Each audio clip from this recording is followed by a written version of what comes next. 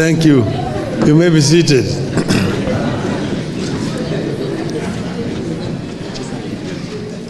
Vijana hamjambo. Hamjambo tena. Thank you. Asanteni sana. The leadership of Youth Bridge Kenya, the director of this institution, Kenya School of Government, visitors who have come from other countries, other parts of the continent of Africa, and Kenyans who are here, comrades. I am very delighted to have opportunity to be here this afternoon. I'm accompanied here with a friend who is also a staunch member of Azimio La Umoja One Kenya Coalition, Mr. Francis Mwangi. Yeah. We call it Mwangi wa Azimio. Yeah. Yes. Now, I'm very grateful to have opportunity to come and meet with the young people. When I see the youth, I see the future. The youth represent the future. And that's why a country cannot grow without growing the youth. As you have been told, I say that the difference between the old and the youth is that the old have at one time been the youth, but the youth have never been old. So they don't know what it means to be old, but the old know what it means to be the youth. So today you are a young, you used to be called young tax, today you are old tax. Tomorrow you are also going to be old. So what is important is what you do with your youth when it's still there. But you cannot actually transform your youth unless the society gives you opportunity to do so. I'm happy that my old friend, the General Oga Papa, was here yesterday. I am actually a graduate of African Leadership Forum, which is the institution that he started to mentor the African youth. So we were mentored properly. He took us to his institution and he spent initially 1 week interacting with then retired presidents, the late Kenneth Kaunda, General Tumani Toure, who had been the president of Mali twice, and late President Buyoya of Burundi. And they mentored us how the challenges that you face if you are in a position of leadership. You should have asked the general when he was here yesterday, who is the God? You have told him God is a Nigerian. God is a Nigerian. And did you know why? You ask them, you know, Nigeria had a very nasty experience in independence. But one time, one of the worst periods in Nigerian history was when somebody called General Abacha took power in Nigeria. This Abacha was a very bloody person. He killed so many people that was actually nicknamed the Butcher of Abuja. The Butcher of Abuja. Then they say that one evening, Nigerians went to sleep hoping that tomorrow that they would wake up again to one of those bloody days. But they had prayed. But in the morning when they woke up, they found that God had actually gone to Aso Rock is the state house in Ghana, and he invited Mr. Abacha to go and be his guest permanently in heaven. So they say God is a Nigerian. It had the prayers of the Nigerian people. Okay. I'm also accompanied here by my daughter, Winnie, who is, I don't know where she is. She stepped out. She stepped out. Somewhere, I'm told that she is a millennium. Millennial, she's not a Gen Z. But let me begin now by expressing my deep appreciation of the Pan-African Youth Convention and our hosts, Youth Bridge Kenya, for the invitation to this great event. I find meetings like this very inspiring, as they provide perfect opportunities to meet with young people and to hear directly from them. I see this as an opportunity to get new ideas. More importantly, meetings like this indicate the extent to which young people are rising up to carve their space and summon us to their event, so that we can share ideas and the possibilities of Africa's tomorrow. It used to be the other way around. In Africa's fast-fading old days, it was us, not the youth, the parents, to summon the children. But roles are reversing, and we have no option but to comply. There could not be a better time for Africa, and Kenya in particular, to be talking about the youth and their views and the role in our society. Let me state from the outset that I have always been, and I remain, a firm believer in the potential and power of the young people to shape the future of Africa. I know firsthand that many of the great developments that have been achieved in Africa, including here in Kenya, were pushed and forced by the young people. Without fear of doubt or doubts, I can state categorically that I am honored to have been a key player in the youth movements that transformed Kenya into a democracy and open society of sorts in my years of youth. By age, Africa is an extremely young continent. Today, around 60% of Africa's 1.5 billion people is younger than 25 years.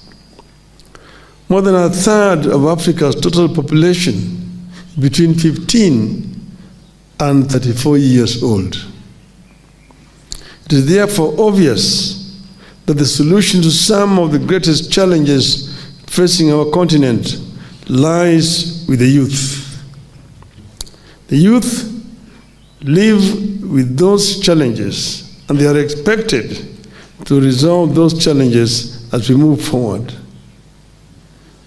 So I've said that the youth is a potential.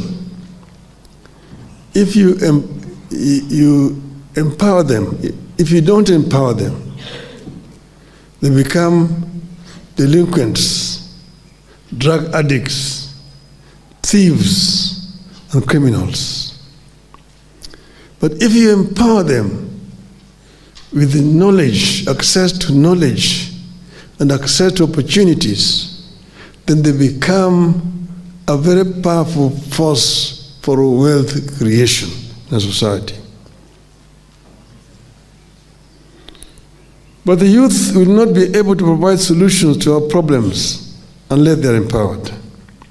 As a leader, I remain deeply committed towards seeing a continent that provides opportunities for our young people. I'm committed to ensuring that the youth are change agents today as they make their way to being leaders of the continent.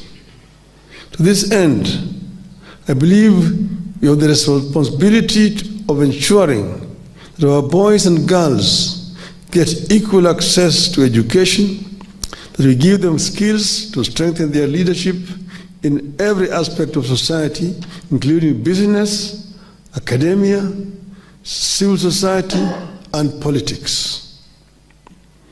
I believe that Africa has the responsibility of providing our young entrepreneurs and would-be entrepreneurs with the capital and networks to grow businesses and pursue innovations. In other words, we have a responsibility to help the youth help themselves and our continent. We are currently in the era of pursuing Africa's renaissance.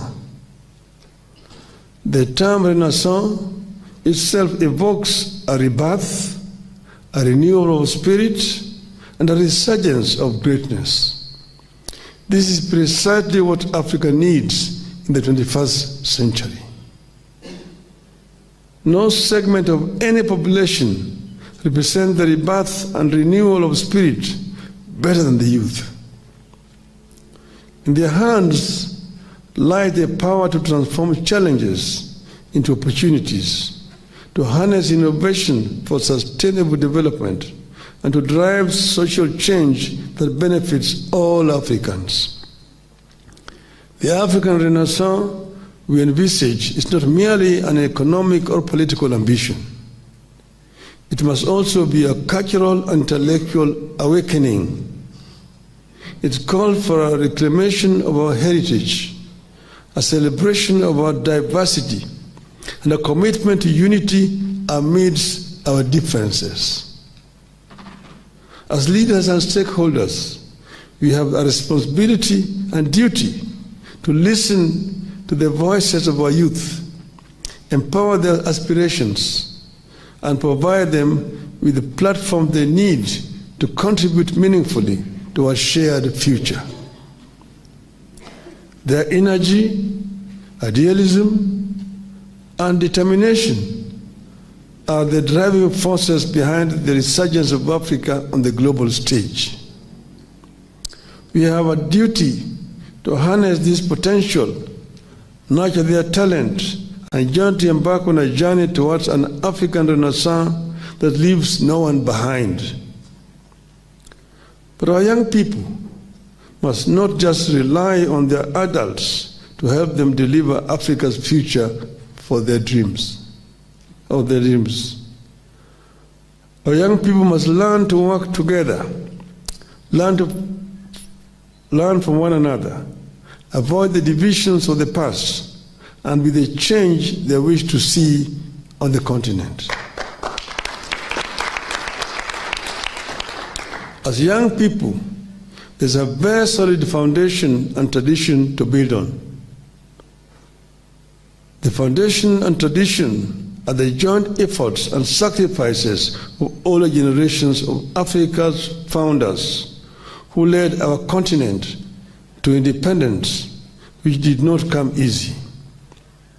We got where we are today by working together and imagining a future. They may have fell short of their own aspirations, but they did lay a firm foundation on which you can build new plans for a perfect continent. You have come of age in an era of breathtaking change. You have come of age in the age of technology and an interconnected world. Today, the world has become a global village. When I was living in Europe, a letter, it's called surface mail, would take 3 weeks to arrive. Then came the email, the airmail. It would take 1 week to arrive. Then came the express airmail, 3 days. And you are very surprised, you are very happy that it has only 3 days. Then came the telex, and then came the fax machine, and then came the mobile phone, analog, And then now here, today we are. The world has become truly a global village. Just within a very short period of time, in my lifetime. So these are fundamental changes that have taken place. I encourage you to resist attempts to isolate the continent in a globalizing world. I encourage you to ignore the notion that the world is controlled by forces that you can't overcome and control. I encourage you to immerse yourself into this world with a view to taking complete control of it for the sake of Africa. You must take a longer and more optimistic view of the world, guided by our resilience as African people. Africa is the richest continent on the surface of the earth in terms of resources. Yet it is a paradox that the richest continent is also the poorest in terms of the living conditions of its people. But this is a situation that we can change. It is possible to change this situation. I have had an opportunity to work for the continent as the African Union High Representative on Infrastructure Development. It gave me a first-hand opportunity to understand our continent, its peoples, and its challenges. There we were dealing with major infrastructural projects which have been conceived by the African Union. The highways, trans-African highways, Cape Town to Cairo. That project was coined by a white South African, Sir Cecil Rhodes, over 100 years ago, to build a highway from the Cape Town to Cairo.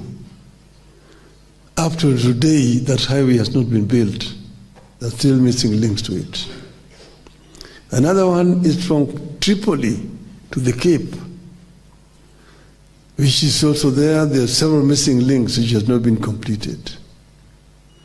Another one is from Dakar in Senegal through the Sahel to Djibouti. Another one is Dakar to Lagos, Lagos to Mombasa, which has also not been constructed. Then you have got Trans-African high-speed railway network. One from Beira in Mozambique all the way to Walvis Bay in Namibia. The other one is from Lagos along the coast to Cotonou in Benin, to Lomé in Togo, Accra in Ghana, to Abidjan in Côte d'Ivoire, all along to Guinea, to Mauritania, to Morocco, to Algeria, to Libya, Tunisia, up to Cairo. And then another one, which we had coined from here, Lapset, Lamu Port, South Sudan, Ethiopia Transport Corridor. But then as AU, we modified. To go Lamu, one branch will go to Ethiopia, the other one to Juba, and then to Bangui in Central African Republic, then to Cameroon port of Kribi, to create a land bridge that links the Atlantic Ocean to Indian Ocean, and then opening up the interior, the landlocked countries in Africa for trade. The labor goods coming from the east, from Japan, from China, from India, from the Middle East, to come to Lamu, and then by train transported across to those countries like South Sudan, North Sudan, Chad, Niger, Congo-Brazzaville, up to Nigeria. Because the African Union had come up with African Free Trade area agreement. But how does Africa trade with itself without a proper infrastructure? Here you're in Kenya. Between Kenya and a country called Central African Republic, there's only South Sudan. But how do you get your goods to Central African Republic? How do you get your tea from Kenya to Central African Republic where they don't grow tea? You have to find a ship that will go down Cape Coast and go up along the coast, Namibia, Angola, up to Cameroon, and then pick it from Douala by road to Bangui in Central African Republic. The French and the British are much faster there than you. That's why in Bangui, in Central African Republic, they drink Kenyan tea, Christian as English breakfast tea. But if you do the proper infrastructure, you can reach there. Only South Sudan is between you and Central African Republic.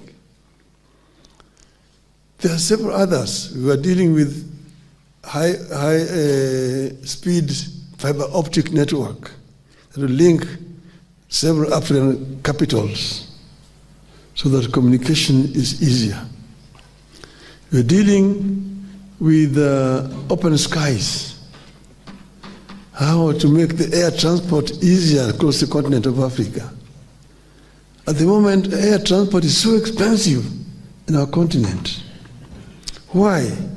Because they don't have a proper air control system. Each country has got its own individual air traffic control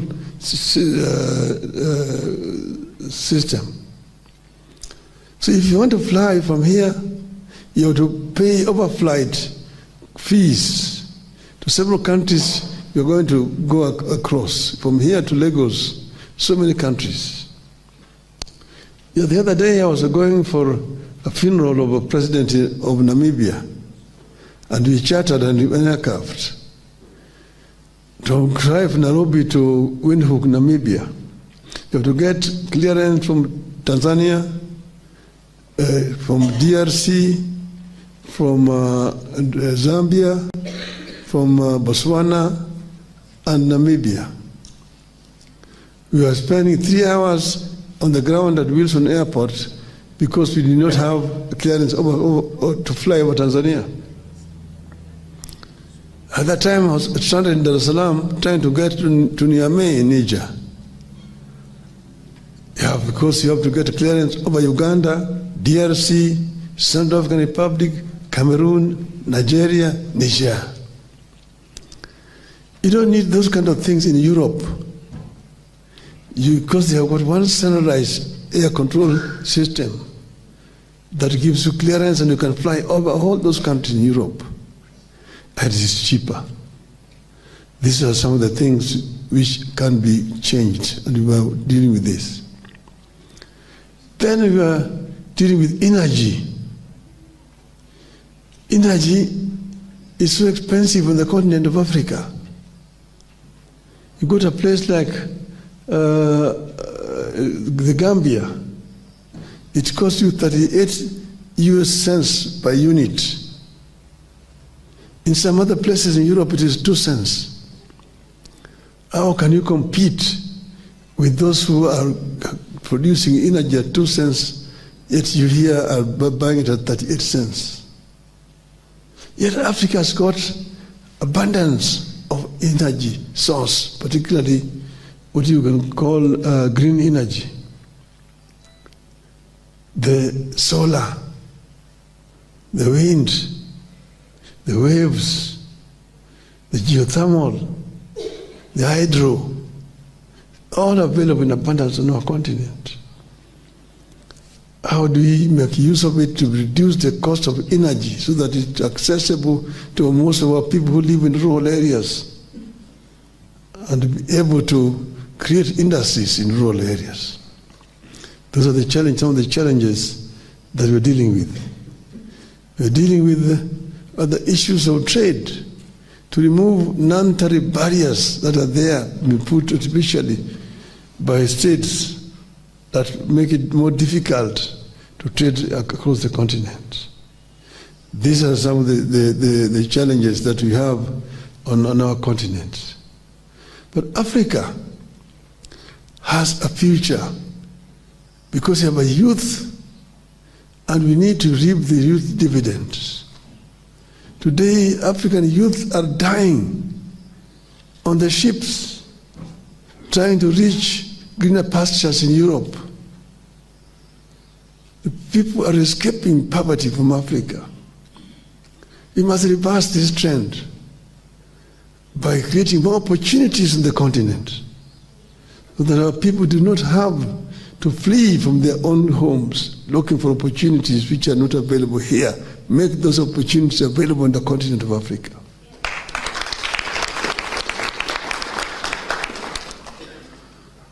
On the issue of climate change, Africa is a victim. Africa is a victim of actions which have been taken elsewhere. The emitters of carbon monoxide that is creating global warming are elsewhere. Africa is a victim. But Africa, first, we cannot just stand here and say we are a victim and we are doing nothing. We need to do something ourselves. But secondly, we must now also negotiate much more firmly with these offenders, so we get proper compensation for actions which have been taken outside our continent. You can see today Africa is suffering from floods and droughts, alternating. Floods this year, recently floods in Kenya, drought in southern Africa. When it becomes floods there, it's drought here in Kenya. Africa is suffering. And there's also desertification, which is coming. The Sahara is spreading south. How do you stem this tide? We need to stem this tide. And these are the reasons why I've offered myself to go and become the chair of African Union.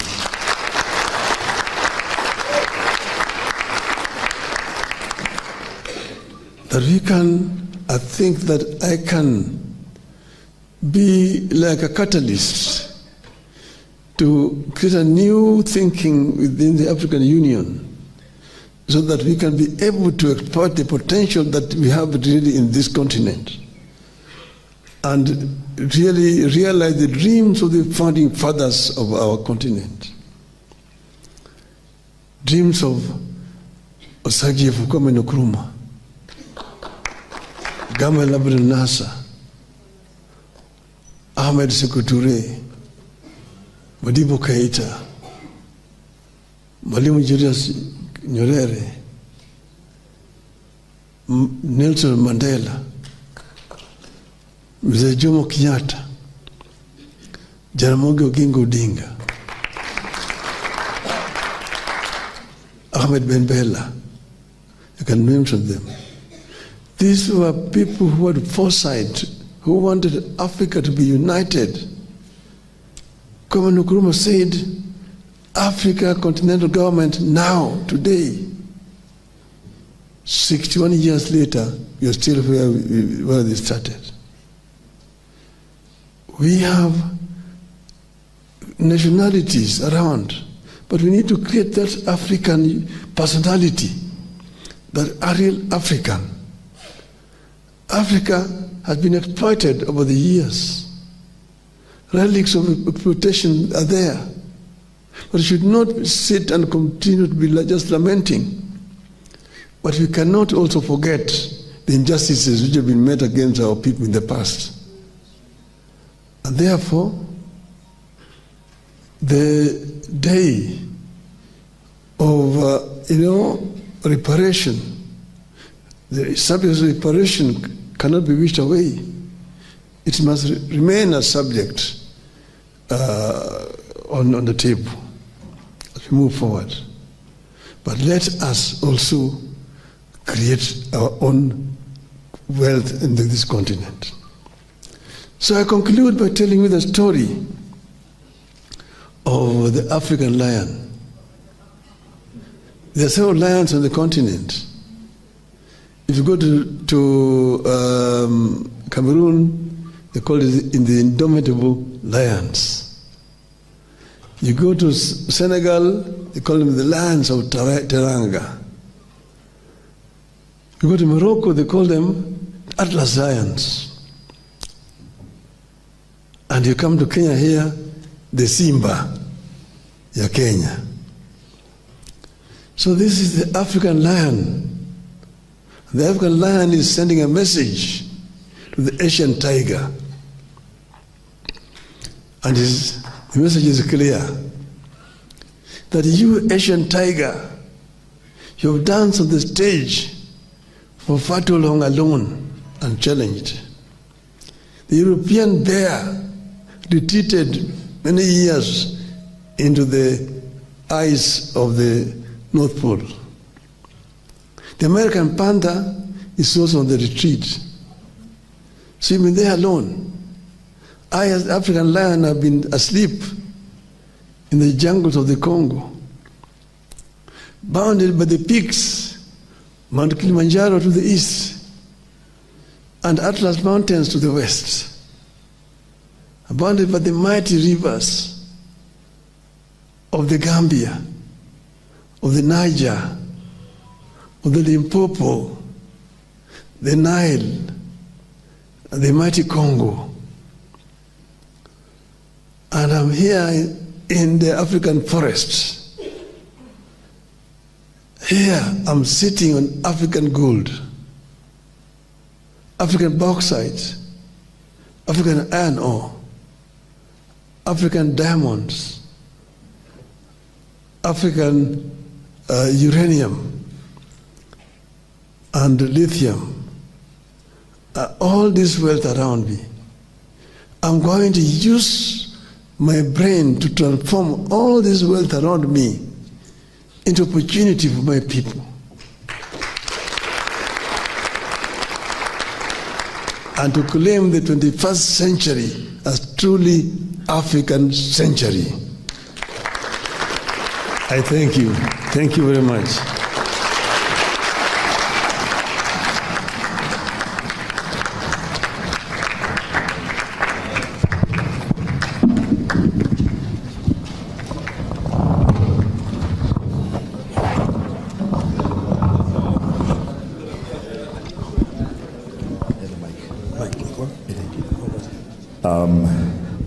Your Excellency, you always amaze me with, not with the written speech, you always amaze me with your off-the-cuff speech.